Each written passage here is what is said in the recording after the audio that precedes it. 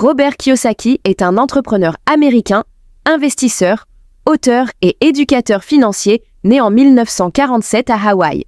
Il est devenu mondialement célèbre grâce à sa série de livres Père riche, Père pauvre, Rich Dad, Poor Dad, dont le premier volume publié en 1997 est resté sur la liste des best-sellers du New York Times pendant plus de 6 ans. Avant sa carrière d'auteur, Kiyosaki a connu plusieurs vies professionnelles. Il a servi comme officier dans les Marines pendant la guerre du Vietnam, a travaillé comme vendeur pour Xerox et a lancé plusieurs entreprises, certaines connaissant le succès, d'autres l'échec. Ses expériences variées ont nourri sa philosophie financière. Le livre souligne l'importance cruciale de l'éducation financière, largement absente du système éducatif traditionnel, pour naviguer efficacement vers les cadrans de droite. Dans cette vidéo approfondie, nous allons décortiquer ensemble ce concept puissant qui a aidé tant de personnes à transformer leur réalité financière. Nous verrons comment le quadrant du cash flow peut vous servir de boussole pour naviguer vers la liberté financière, comment identifier vos forces intrinsèques, les principes de la prospérité durable et les étapes concrètes pour progresser d'un cadran à l'autre. Avant de commencer, n'oubliez pas de vous abonner à la chaîne et d'activer les notifications pour ne manquer aucun de nos contenus sur l'indépendance financière. Partie 1. Le quadrant du cash flow expliqué. Le quadrant du cash flow est plus qu'un simple schéma, c'est une cartographie des différentes manières dont l'argent peut entrer dans votre vie. Kiyosaki divise ce quadrant en 4 sections distinctes, représentées par les lettres E, S, B et I. E. Employé. Dans ce quadrant, vous échangez votre temps contre un salaire. Vous travaillez pour quelqu'un d'autre, dans son entreprise, selon ses règles. La sécurité est souvent la valeur primordiale recherchée par les personnes dans ce quadrant. J'ai besoin d'un emploi stable avec des avantages sociaux est une pensée typique ici. S. Solo ou spécialiste. Ici, vous êtes travailleur autonome, consultant ou professionnel libéral.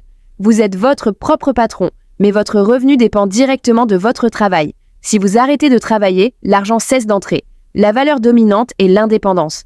Je veux faire les choses à ma façon caractérise cette mentalité. B.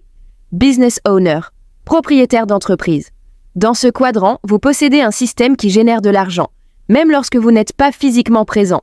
Vous avez des employés qui travaillent pour vous et des systèmes qui fonctionnent sans votre intervention constante. La valeur clé est la liberté. Je veux construire quelque chose qui travaille pour moi, résume cette approche. I. Investisseur. Le dernier cadran représente ceux dont l'argent travaille pour eux.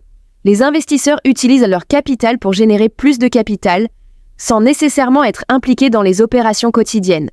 La valeur centrale est la richesse financière.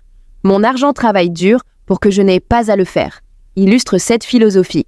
L'objectif selon Kiyosaki est de migrer du côté gauche du cadran, E et S, vers le côté droit, B et I, où l'argent travaille pour vous plutôt que l'inverse. Ce qui rend ce modèle si puissant, c'est qu'il ne s'agit pas simplement de catégories professionnelles, mais de mentalités et de compétences financières distinctes. Une personne peut occuper plusieurs cadrans simultanément, mais généralement, nous avons une zone de confort principale. Prenons l'exemple de Sophie, qui a commencé comme employée E dans une agence de marketing. Après quelques années, elle a développé une expertise en marketing digital et a décidé de devenir consultante indépendante S. Bien qu'elle gagnait davantage, elle travaillait encore plus d'heures et ressentait constamment la pression de trouver de nouveaux clients. En analysant le quadrant du cash flow, Sophie a compris qu'elle avait simplement changé de forme de travail contre argent, sans véritablement modifier la nature de sa relation avec l'argent. Elle a alors décidé de créer une agence de marketing digital B, avec des employés et des processus standardisés qui pouvaient fonctionner sans sa présence constante. Parallèlement, elle a commencé à investir ses bénéfices dans l'immobilier locatif et des actions à dividendes I. Aujourd'hui, Sophie peut choisir de travailler ou non dans son entreprise, car ses revenus proviennent majoritairement du côté droit du cadran. Si vous désirez approfondir ce concept, je vous recommande vivement de lire Le quadrant du cash flow de Robert Kiyosaki, où ses idées sont développées en détail. Le lien se trouve dans la description de cette vidéo. Partie 2. Trouver ce qu'il y a de mieux en soi. Une des révélations les plus profondes du quadrant du cash flow est que chaque cadran requiert non seulement des compétences différentes, mais aussi des valeurs, des forces et des tempéraments distincts. Il ne s'agit pas seulement de choisir un cadran pour des raisons financières, mais de trouver celui qui s'aligne avec votre nature profonde. Kiyosaki souligne que nous possédons tous des aptitudes naturelles qui nous prédisposent à exceller dans certains cadrans plutôt que d'autres. Le secret n'est pas de forcer un changement contre notre nature, mais de découvrir nos forces intrinsèques et de les aligner avec le cadran approprié. Pour le cadran E, les personnes qui valorisent la stabilité, la structure et le travail en équipe au sein d'une organisation établie peuvent y trouver leur épanouissement. Si vous appréciez un cadre clair, des responsabilités bien définies et une sécurité relative, ce n'est pas une faiblesse, c'est une préférence légitime. Pour le cadran S, ceux qui aiment l'autonomie, possèdent une expertise spécifique et préfèrent contrôler directement la qualité de leur travail peuvent s'y sentir parfaitement à leur place. L'indépendance et la maîtrise de son art sont des valeurs nobles. Pour le quadrant B, les personnes qui excellent dans la vision d'ensemble, la délégation et la création de systèmes trouveront leur terrain d'expression idéal. Si vous aimez résoudre des problèmes complexes et diriger des équipes vers un objectif commun, ce quadrant pourrait révéler votre potentiel caché. Pour le cadran 1, ceux qui ont une intelligence financière naturelle, une tolérance aux risques calculés et une perspective à long terme peuvent véritablement s'épanouir. Si l'analyse de tendance et la patience vous caractérisent, ce cadran peut mettre en valeur ses qualités. L'erreur commune est de penser qu'il faut renier sa nature pour réussir. En réalité, il s'agit de comprendre vos forces innées et d'explorer comment les canaliser vers le cadran qui vous permettra de prospérer authentiquement. Prenons l'exemple de Thomas, un ingénieur talentueux travaillant dans une grande entreprise technologique. Il était extrêmement compétent techniquement, mais se sentait étouffé par la bureaucratie et les limitations de son poste d'employé E. Suivant les conseils d'amis, Thomas a tenté de lancer sa propre entreprise de développement logiciel B, embauchant une petite équipe et cherchant à développer rapidement. Mais il a vite découvert qu'il détestait la gestion des employés, le marketing et les aspects administratifs. Son entreprise a périclité, le laissant frustré et doutant de ses capacités. En réexaminant le quadrant du cash flow, Thomas a réalisé que ses véritables forces étaient de son expertise technique pointue et son désir d'autonomie. Il a alors réorienté sa carrière vers le quadrant S, devenant consultant spécialisé pour des projets technologiques complexes. Cette transition lui a permis de multiplier ses revenus tout en travaillant sur des défis stimulants. Parallèlement, reconnaissant son intérêt pour l'analyse et les tendances à long terme, il a progressivement développé une activité d'investisseur dans des startups technologiques où son expertise sectorielle lui donnait un avantage significatif. La leçon ? Thomas n'a pas eu besoin de forcer un passage au cadran B qui ne lui correspondait pas. Au lieu de cela, il a identifié ses forces naturelles et les a canalisées vers une combinaison SI qui lui convenait parfaitement. Partagez en commentaire le cadran qui semble le plus aligné avec votre nature profonde. Votre expérience pourrait inspirer d'autres membres de notre communauté dans leur propre parcours de découverte. Partie 3. Comment devenir prospère ? La véritable prospérité, selon la philosophie du quadrant du cash flow, va bien au-delà de l'accumulation de richesses. Elle implique une transformation fondamentale de votre relation avec l'argent et de votre façon de créer de la valeur dans le monde. Kiyosaki identifie plusieurs principes clés pour construire une prospérité durable, quelle que soit votre position actuelle dans le cadran. 1. Développez votre intelligence financière. Au-delà des compétences techniques ou professionnelles, c'est votre capacité à comprendre comment l'argent fonctionne qui déterminera ultimement votre succès financier. Cela inclut la compréhension des états financiers, des principes d'investissement, des lois fiscales et de la gestion des flux de trésorerie. 2. Adoptez une mentalité d'abondance. Les personnes prospères pensent en termes de création de valeur plutôt qu'en termes de compétition pour des ressources limitées. Elles cherchent des situations gagnant-gagnant et comprennent que la richesse peut être créée, pas seulement acquise. 3. Construire des actifs, pas des passifs. Un principe fondamental de Kiyosaki est la distinction entre actifs, qui mettent de l'argent dans votre poche, et passifs, qui en retirent. La prospérité durable vient de l'accumulation patiente d'actifs productifs. 4. Maîtriser le pouvoir du levier. Les personnes prospères comprennent comment utiliser le levier, que ce soit le temps des autres, l'argent des autres, ou les systèmes, pour amplifier leurs efforts et leurs résultats. 5. Investir continuellement dans votre éducation. L'apprentissage constant est le fondement de la prospérité durable. Les marchés évoluent, les technologies changent, et seuls ceux qui adaptent leurs connaissances restent pertinents. 6. Développer des réseaux stratégiques. Votre réseau détermine souvent votre valeur nette. Entourez-vous de personnes qui vous tirent vers le haut, qui partagent vos ambitions et complètent vos compétences. 7. Cultivez la patience et la persévérance. La véritable prospérité est rarement instantanée. Elle se construit progressivement, souvent à travers des échecs et des ajustements, avec une vision à long terme. Ce qui est fascinant dans l'approche de Kiyosaki, c'est qu'elle reconnaît que la prospérité n'est pas seulement une destination financière, mais un état d'être qui combine liberté, sécurité et impact positif sur le monde. Exemple concret, Marc était un cadre moyen avec un salaire confortable mais des dettes importantes. Prêt immobilier, crédit auto, carte de crédit. Malgré ses revenus, il se sentait financièrement vulnérable et savait qu'un licenciement pourrait tout faire basculer. Sa transformation a commencé lorsqu'il a appliqué les principes du quadrant du cash flow. Premièrement, il s'est éduqué financièrement, dévorant livres et podcasts sur l'investissement et l'entrepreneuriat pendant ses trajets quotidiens. Deuxièmement, il a adopté une stricte discipline budgétaire, réduisant ses dépenses superflues pour créer un capital d'investissement, tout en remboursant méthodiquement ses dettes à intérêt élevé. Troisièmement, il a commencé à construire des actifs, d'abord modestement avec un portefeuille d'actions dividendes, puis en investissant dans un petit bien immobilier locatif dans sa ville. Quatrièmement, il a développé une activité secondaire en ligne, liée à sa passion pour la photographie, créant progressivement des produits numériques qui généraient des revenus passifs. Au bout de 5 ans, Marc n'avait pas encore quitté son emploi, mais sa situation était radicalement différente. Plus de dettes consumer, plusieurs flux de revenus et suffisamment d'actifs pour couvrir 60% de ses dépenses mensuelles. Sa prospérité ne se mesurait pas seulement en euros, mais en options de vie et en tranquillité d'esprit. Ce qui est remarquable dans son parcours, c'est qu'il n'a pas eu besoin de tout abandonner pour sauter dans un autre cadran.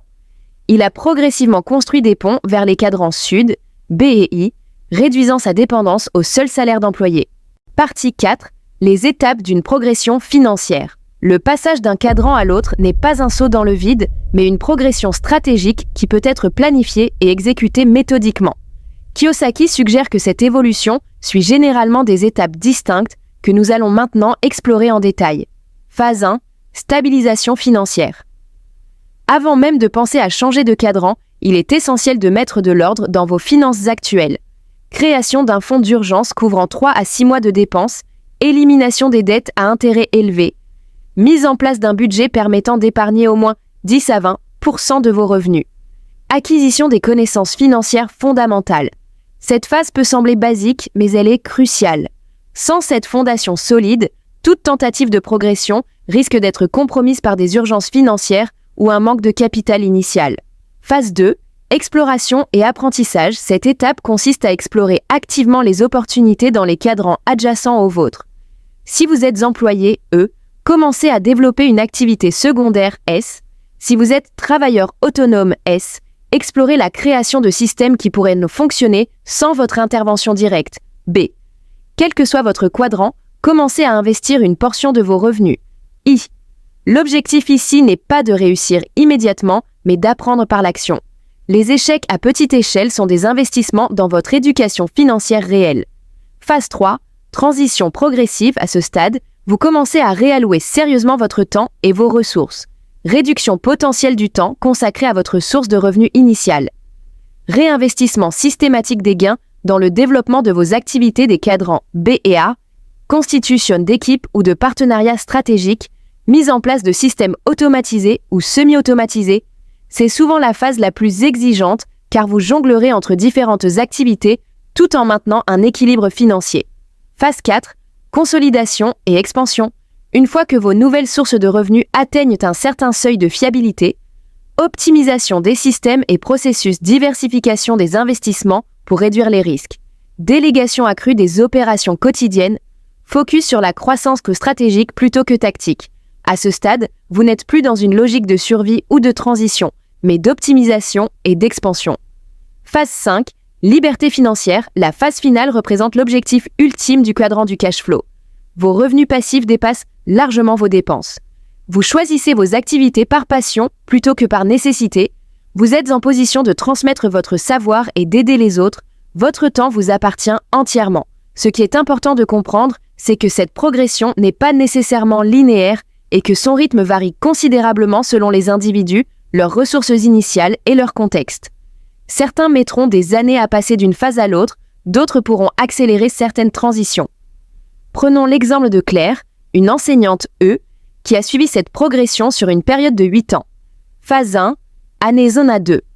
Tout en conservant son emploi d'enseignante, Claire a drastiquement réduit ses dépenses, remboursé ses dettes étudiantes et constitué un fonds d'urgence. Elle a consacré ses vacances scolaires à se former en marketing digital. Phase 2, année 2 à 3. Claire a commencé à proposer des services de copywriting le week-end et pendant les vacances S. Ses premiers clients étaient modestes, mais chaque projet lui apportait expérience et confiance. Elle a également commencé à investir 15% de son salaire dans des ETF diversifiés. Phase 3, année 3 à 5. Avec une clientèle grandissante, Claire a créé un site web avec des formules d'abonnement pour des contenus éducatifs, transition vers B.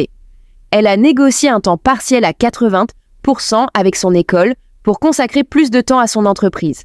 Ses investissements ont commencé à générer des dividendes qu'elle réinvestissait systématiquement. Phase 4, année 5 à 7. Le succès de sa plateforme lui a permis d'embaucher 2 rédacteurs freelance et un assistant virtuel. Claire a développé des partenariats avec d'autres créateurs de contenu, multipliant son audience sans effort supplémentaire. Elle a diversifié ses investissements en ajoutant l'immobilier locatif à son portefeuille. Phase 5, année 7-8. Les revenus combinés de son entreprise B et de ses investissements I, dépassant largement son ancien salaire, Claire a pris la décision de quitter l'enseignement traditionnel. Elle continue d'enseigner, mais à travers sa plateforme et des masterclass occasionnelles, par choix et non par nécessité. Ce qui est instructif dans le parcours de Claire, c'est qu'elle n'a jamais fait de grands sauts risqués. Chaque étape a été soigneusement préparée avec des filets de sécurité en place. Sa progression a été méthodique, construisant sur des succès modestes mais cumulatifs. Je vous propose maintenant de créer votre propre feuille de route personnalisée vers la liberté financière. Évaluez honnêtement à quelle phase vous vous trouvez actuellement. Êtes-vous encore en train de stabiliser vos finances? Explorez-vous déjà d'autres cadrans? Avez-vous commencé une transition active? Définissez 3 objectifs spécifiques et mesurables pour votre prochaine phase. Par exemple, si vous êtes en phase 1, vos objectifs pourraient inclure constituer un fonds d'urgence de X euros, réduire votre dette de Y% et acquérir une compétence spécifique commercialisable. Pour chaque objectif, identifiez la première action concrète que vous pouvez entreprendre dans les 48 heures. La puissance est dans l'action immédiate, même minime. Déterminez les ressources dont vous aurez besoin. Temps, formation, capital, mentorat, etc. Ne sous-estimez pas l'importance du soutien d'un réseau de personnes partageant vos aspirations. Établissez un système de suivi mensuel pour mesurer vos progrès et ajuster votre stratégie aux besoins. Je vous encourage à partager votre plan dans les commentaires. Non seulement cela renforcera votre engagement, mais vous pourriez également recevoir des conseils précieux de notre communauté. Et si vous vous sentez dépassé, rappelez-vous que chaque grand voyage commence par un premier pas. Concentrez-vous sur la prochaine étape logique, pas sur l'ensemble du chemin. La véritable prospérité est multidimensionnelle et repose sur des principes d'intelligence financière, de création de valeur, d'accumulation d'actifs et d'apprentissage continu. La progression d'un cadran à l'autre suit généralement des phases distinctes, de la stabilisation financière initiale jusqu'à la liberté financière ultime, chaque étape construisant sur les fondations des précédentes. L'essentiel est de progresser consciemment avec intention et stratégie, plutôt que de dériver au gré des circonstances économiques. Si cette vidéo vous a apporté de la valeur, n'hésitez pas à la partager avec ceux qui pourraient en bénéficier. Abonnez-vous à la chaîne pour plus de contenu sur la liberté financière et activez les notifications pour être informé de nos prochaines publications. N'oubliez pas que la connaissance sans action reste stérile. Prenez cette information, adaptez-la à votre situation unique et commencez à construire votre chemin vers la liberté financière, un pas à la fois. À très bientôt pour de nouvelles perspectives sur votre voyage vers l'indépendance financière.